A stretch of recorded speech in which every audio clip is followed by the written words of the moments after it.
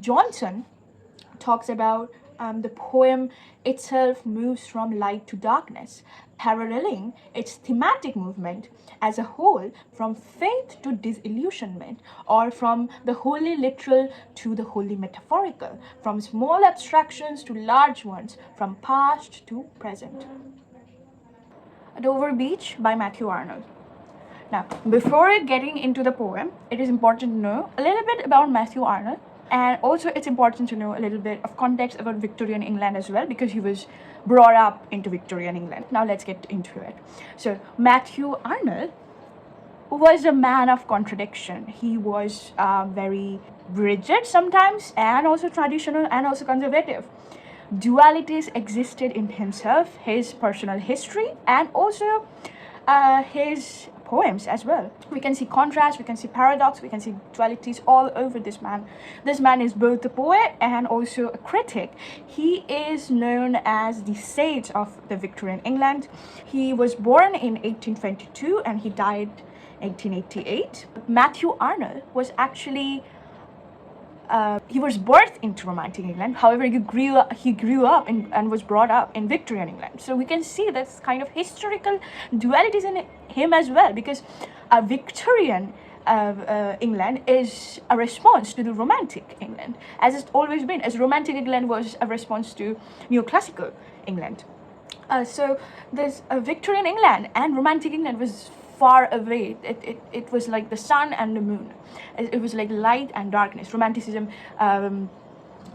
symbolized for individualism, sacrificing everything for nature, for that one thing. However, Victorian England focused on community and writing solely for community, to improve community. And so therefore, internally as well, Matthew Arnold saw the advantages and disadvantages, and how Romantic England fell apart, and how he also saw the downfall of Victorian England. Why Victorian England at the time Matthew Arnold was writing, it was in so much of crisis and dualities. It was filled with extremists. It was a battle between science and faith, between science and religion, between individuality and community. And there were people grouped apart and debated together because they had so many different ideologies. Science began to replace faith. How? Now, Darwin had a major influence in that. Let me know if you want detailed information on both Arnold and Victorian England, because there can be a lot to be said about the whole matter. But if we brief into it, then we know that Darwin has had a major influence in Victorian England, because he wrote The Origin of Species, and that changed everything. That proved that that we as human beings are not superior to other creatures, because we are also evolutionized as humans, as we once were as monkeys. So we basically said that we come from monkeys. We do not come from any god. We are not a superior species. We come from evolution. And now the religious people had always their dogma was that we come from gods. We come from the story of Adam and Eve, and how civilization came into being. It all shattered. Now, people do not know what to believe in. There was a rise of middle classes as well. And so Matthew Arnold also had this crisis of faith. He was very deeply involved in religionism and culture, but he also had this other aspect of nostalgia for Romantic period, as well as he began to understand that this duality, this clash between two parties, where there is no peace, where there is no stability, this is going to fall apart. So he was also a prophet, and that's why he's called a sage in a matter. Matthew Arnold was very disturbed about this situation in England, and he was very troubled by it. We can also see this kind of representation of dualities and of paradox and of symbolism in his poem in Dover Beach as well. That's why it's very important to know the historical context as well. The Dover Beach, this poem, is about also a crisis of faith. That what lies underneath is not always seen on the outside. It's also themes of appearance and realities, light and darkness. There are a lot of symbolities and mostly contrast and dualities. But also in the end, there is the theme of hope and there is the theme of love. So let us get into this poem, line by line. The sea is calm tonight. The tide is full, the moon lies fair upon the straits, and on the French coast the light gleams and is gone.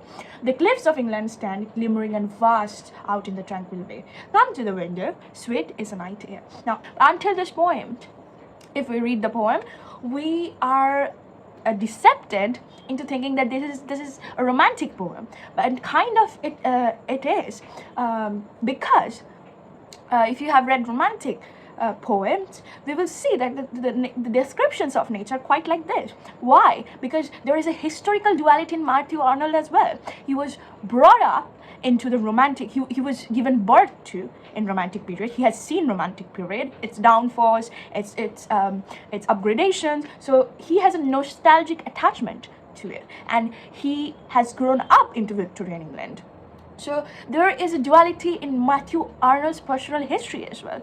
So that's why he is so well able to integrate the romantic part of him into the Victorian part of him. So that's why we see such a beautiful stanza, and you are fooled into the poem that this is going to be such a natural, such a calm, such a beautiful poem, until he breaks your predictions, he shatters your expectations, as we will see. From the first line, he gives hints. So the seas come tonight. You will see the emphasis tonight, not other nights. The seas come particularly tonight, and he's not giving the surety of other nights, because he knows the seas not come other nights. There are cyclones, there are high tides, there's tsunamis. So he gives a hidden meaning as well, but in an indirect manner. He tells that the seas calm, very beautiful, but once we underlook it, once we underlook the surface of it, we will see that most of the time the sea is not calm. So here, the whole poem, we will see that Matthew trying to describe to us what he's trying to say by saying what is not there. So there is a lot of negative in the poem.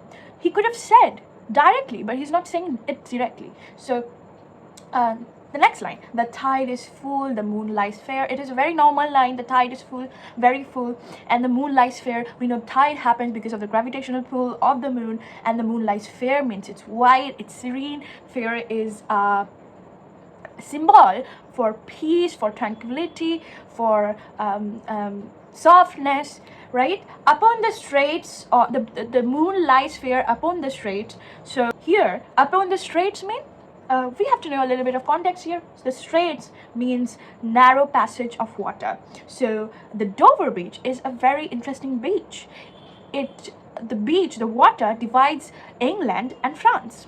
So here also we can see duality, right? It's a division between France and England. Also, at the same time, it brings them together. So also there are a lot of duality between sea and land, as we will see. So upon the straits of the Dover beach, upon the narrow passage of water, so the moon lies fair. Why? Because moon gives a reflection, a very beautiful reflection in the narrow passage of water, and the light just reflects and blooms the whole night, and it's very beautiful. But at the same time, it is also a little bit of melancholic. And the next image is also very interesting. Why? He says, on the French coast, the light gleams and is gone. Now, on the surface, it seems like a very beautiful paragraph, a very beautiful line. But what is it trying to say? He's trying to say that on the French coast, French, why? Because the land is divided between the France and England. So on the French coast, the light gleams and is gone. He's talking about the lighthouse. Lighthouse is rotating in nature. So when the light is fixed upon the lighthouse, it rotates, and the part where poet and his wife stays, the part is once lightened, and the next time it is gone. So this could mean a lot of symbolism, that the happiness is not constant, the peace is not constant. Light is there because it will be gone, and the hopelessness is also very deceptive because it will come back, and we have to believe that. So It is also an image of light and darkness. When the light falls on the beach illuminates and gets enlightened, and also the light gets taken away in an instant. So the moment we hope for something, the next moment it is taken away. So there is a theme of light and darkness, of expectation, and it is also a metaphor for life. So it could also be a metaphor for Victorian England. The contrast, it is there, it is not there, could also be a contrast between science and religion and culture. So the next imagery, out in the tranquil bay. So bay is the coastline, right? The coastline of the land, of the sand, and tranquil means peaceful. So again, there is a trying to cover up the damage that has already been done, because he already has given us two subtle images that something is coming. Now, so next line, he invites his wife, come to the window. So this poem, let me remind you, is a dramatic monologue.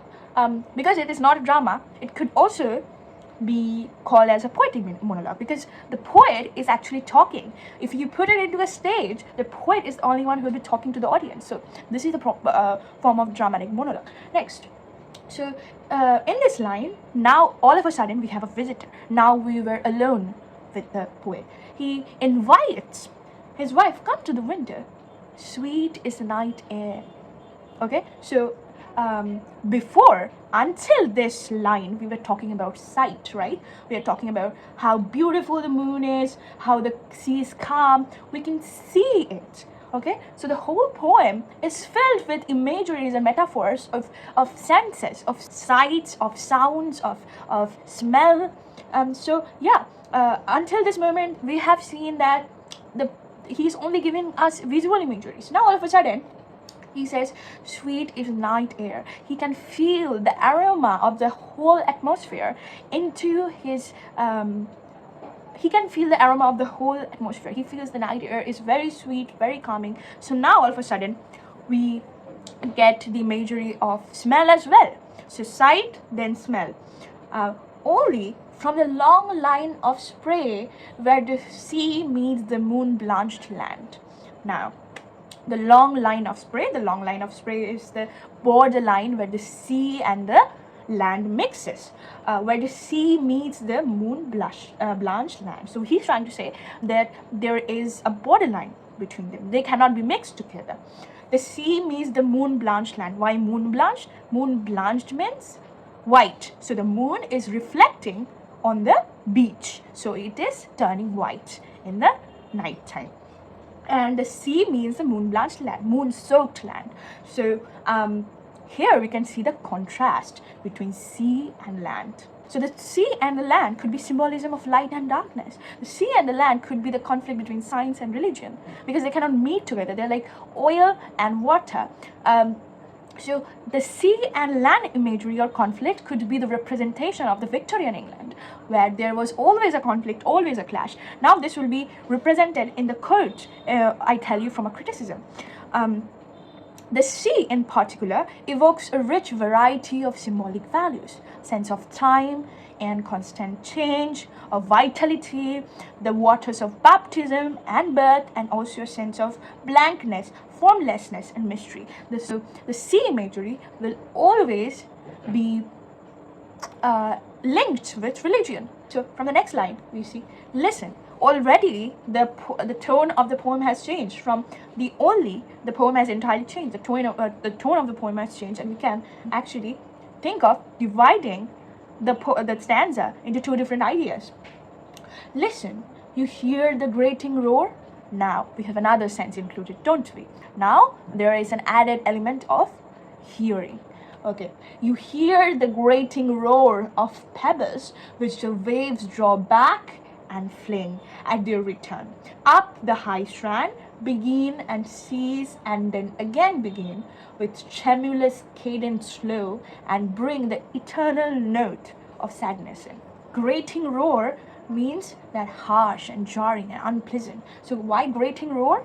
is a sound of the sea. When the sea gets back, then it comes again, the clash and the friction it has with the sound, and it has with the pebbles and with the rocks that is in the beach as normal, we hear a sound, a grating roar like a lion, and it's not a very pleasant sound. It hurts our ear. So again, we see a negative connotation, we see symbolism. Grating roar of pebbles, which the waves draw back and fling.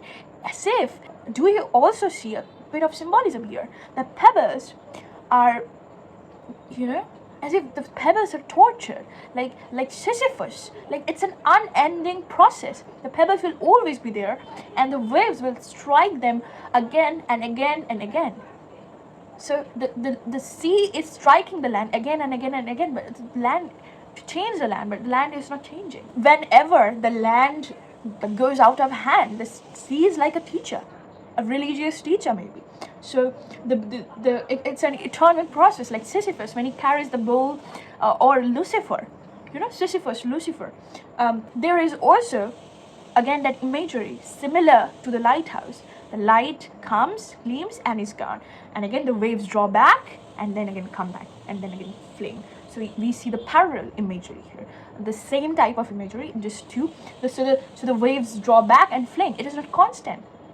It comes back and goes away and gives us hope because it will come back again. With tremulous cadence slow and bring the eternal note of sadness in. So here, cadence means rhythmic flow and pattern of the sea and the sound that the sea gives, okay? And the tremulous means trembling. It's not at ease. Why is trembling? The pebbles are trembling by the forces of nature, right? So and bring the eternal note of sadness in this whole imagery. Though it's beautiful, it still brings sadness in the poem. Why? Because the condition the society is in, the turbulence the society is in, the land and the sea faces, is the same as society. So despite the exterior beauty, the poet cannot feel the interior peace. Despite being honeymoon, he cannot focus on being personal and enjoying himself when so much is going on. And he is a prophet because after we will see the mention of war in the last stanza, but after he prophesies this, we see that war did happen. He died in 1888, and in 1914 we had First World War. So he predicted that if this is the way we go on, then the society will fall apart. So he gives us symbolism of the darker nature of society, how it is all going to end. And many people say the tone is pessimistic, but what it really is realistic. Next stanza. Sophocles long ago heard it on the Aegean, and it brought into his mind the turbid ebb and flow of human misery. Why we have a mention of Sophocles? Why not Virgil or Homer?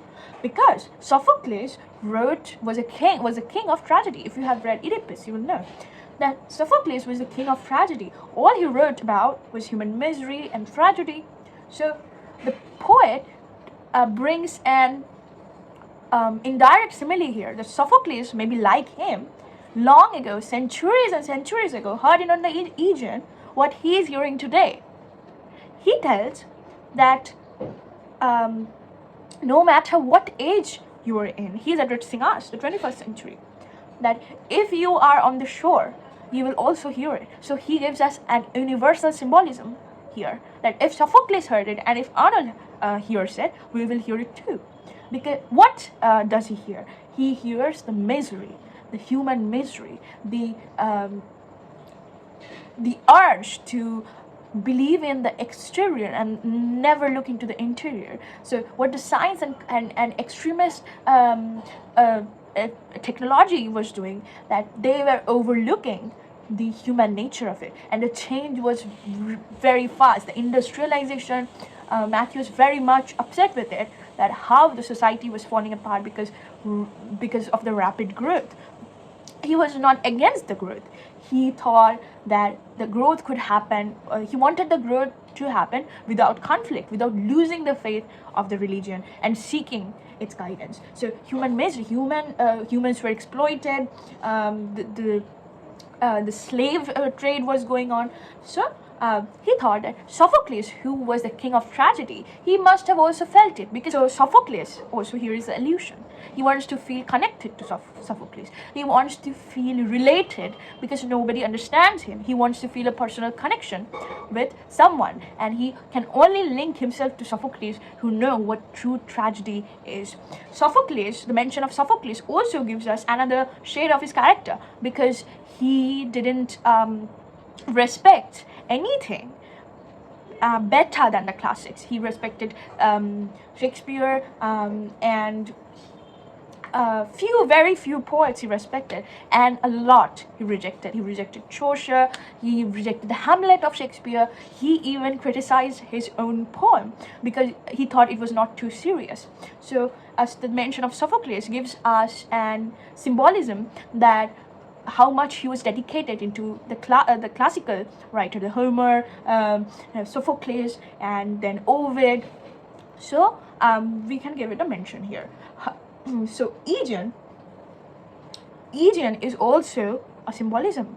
Why? Because Aegean is a sea between Greece and Turkey. So this Aegean Sea also divides Greece and Turkey, as the sea divides France and England. So it is also symbolism of division, of coercion. The sea of faith was once two at the full and round earth's shore. So the sea of faith is a very important symbolism. He gives sea all the power, and until now, if we didn't look too much deeper, we wouldn't have known, because here he makes it clear that the sea of faith, he combines, he puts the sea in pedestal.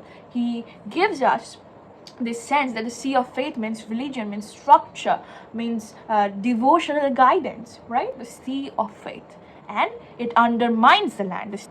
Was once too at the full and round earth shore.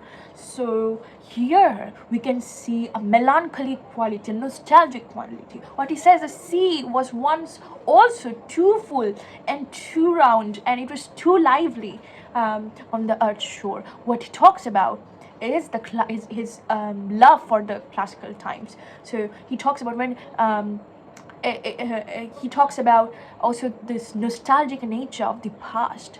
Every poet in the Victorian era had this nostalgic element. Tennyson, Browning, lay like the folds of a bright girdle furled. So the sea then was bright, it was furling, the folds were very lively, but now it is like dead. So the sea is always, the sea of faith especially, is a very direct symbolism. But now I only hear its melancholy, long withdrawing roar, retreating to the breath of the night wind. So down the vast edges drear naked shingles of the world. So this is a very nicely elaborated symbolism. So he now directly gives us the contrast, but now I only hear its melancholy. The sea is not enjoying itself anymore. The faith is broken, it is shattered. So it is withdrawing, it's retreating from the earth. So it was like a blessing. It was protecting the earth, the pebbles, but now it's retreating, it's trying to go away, it's crying, it's melancholy, it's roar, it's not bright, it's not flowery, it's not sweet, it's withdrawing roar, it's trying to go away, it's trying to run away to the breath of the night wind down the vast edges drear and naked shingles of the world. Naked shingles is a very important phrase. Shingles is a pebble. Naked, why? Because until now, unlike the classical age, the sea used to protect the shingles. It used to come back, it used to retreat, but it used to come back and protect the pebbles. But now it is going away, it is pulling away. So the shingles or the pebbles are now left alone, unprotected, vulnerable. So naked shingles are also a symbolism of human civilization at the Victorian age. They were left naked by God. The blessings were taken away from God. Love, let us be true to one another. For the world which seems to lie before us like a land of dreams, so various, so beautiful, so new, hath really neither joy, nor love, nor light, nor certitude, nor peace, nor help for pain. And we are here as on a darkling plain, swept with confused alarms of struggle and flight, where ignorant armies clash by night. So here, the poet says us that the world is disrupted, it is destroyed. There is nothing in this world we could believe in. The faith is gone, the unity is gone. So what else is left? And he sees his beloved, and he says that, oh, you are here. You are here with me. So you are all we need. Maybe love can save this world. For the world which seems to lie before us like a land of dreams, he sees through the disillusionment that everything is pretty and beautiful, but he sees the underneath. The land of dreams is an illusion. What lies underneath? The sea looks very good from the surface. Matthew Arnold, in a sense, is also very Platonic in idealist. As an idealist, he thinks that he also believes in the fact that in the world as an idea.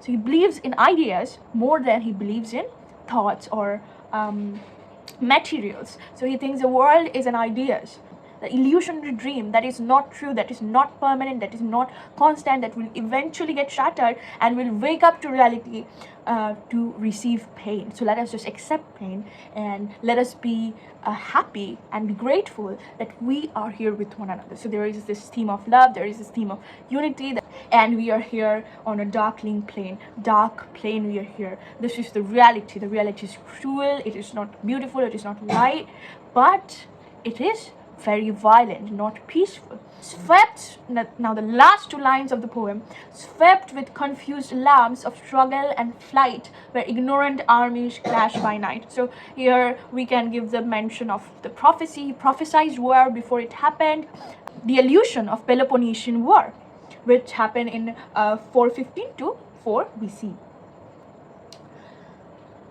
So what happened in Peloponnesian War was that the army that they were trying to fight, in the darkness, the group of army, they killed each other. They almost killed each other. Okay? They killed their own teammates. So that's why they are known as ignorant armies, because you ignore it. You do not see your friends, you make them as your enemies. So they not only kills enemies, they also kill their friends. So here, through the Peloponnesian War, with the allusion, the poet gives us a description, a symbolism that war is never good. It is always evil. It always brings down damage, and this ignorant clash of the armies is symbolized by the Victorian clash of light and darkness, of religion and faith.